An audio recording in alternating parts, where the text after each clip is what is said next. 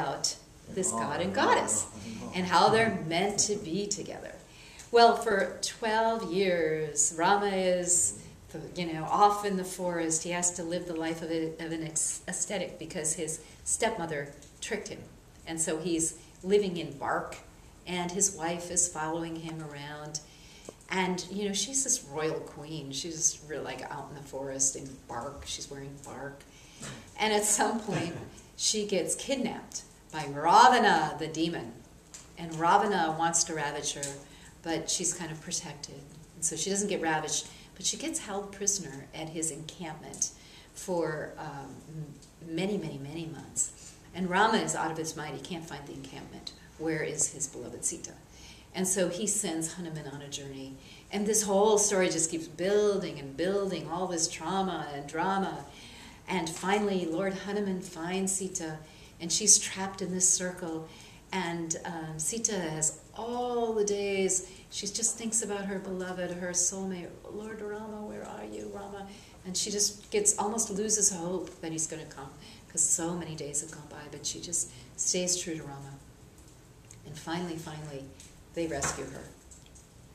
And wouldn't you know it, Rama's men, after about 3 weeks of wedded bliss where they're finally living together back in the palace, the men get together, all of his, army, and the king's spokesman says to Rama, Lord Rama, Sita must have cheated on you with the demon.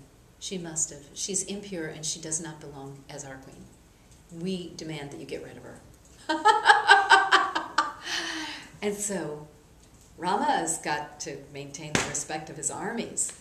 And so he asked Sita,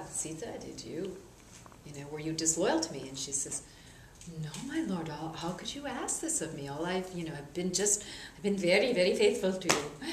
And she's just like, oh my God, you gotta be kidding. We've had 12 years of nothing but awful.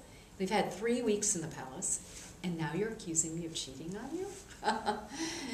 And so here's this crazy, crazy story, and the king's men would not let it alone. They just wouldn't let it alone. They said, she doesn't deserve to be in the palace, you have to do something. And Rama's mind starts working on him, it starts eating away at him, and he starts thinking, I wonder if she did cheat on him. I mean, she was gone a really long time, Did she cheat with Ravana? I don't know. So finally he puts her in front of the whole kingdom, and there's all these witnesses, and he says, I'm going to have to throw you out. I don't know if I can trust you. And she goes, my God, I have been loyal to you. I am innocent. I'm innocent of what you're accusing me of.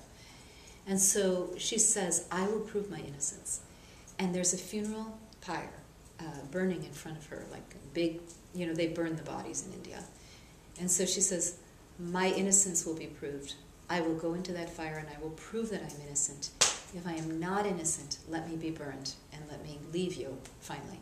And if I am innocent, I will go into that fire and I will emerge without a scorch on me. And she walks into the fire, and she stays in the fire for like 10 minutes. And she comes out and she doesn't have a burn on her body. She is completely pure as the driven snow, And you would think that that would convince anyone. You would think that.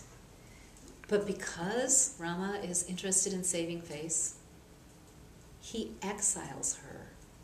He just throws her out of the kingdom. She is now shunned. And rather than killing her, which would be, for adultery, they kill their wives, he sends her to an ashram to live an astute life in the ashram, or an aesthetic life in the ashram. And she's like, oh my God, what nightmare am I in? This is just insane. I can't believe this is happening to me. So she goes off to the ashram and she thinks, well, I'll just pray and pray to my Lord that my husband find heart and come back to me, find his heart, find his mind, and come back to me. Well, she was put into the ashram just weeks after they'd been reunited, but it turns out she was pregnant with twins. And Rama never knew that he had twin boys. He never retrieved her from the ashram, and she was basically under guard. She couldn't leave the ashram.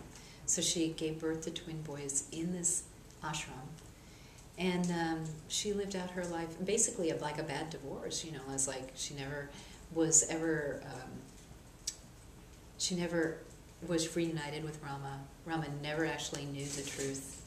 And eventually, his boys, when they were grown up, and she had passed away, they went into their father's kingdom, and they sang the stories like scriptures, and their father heard of them, these two really beautiful, perfect boys, and they sang the scriptures for their father, and then they revealed who they were to their father, but they were grown at that point.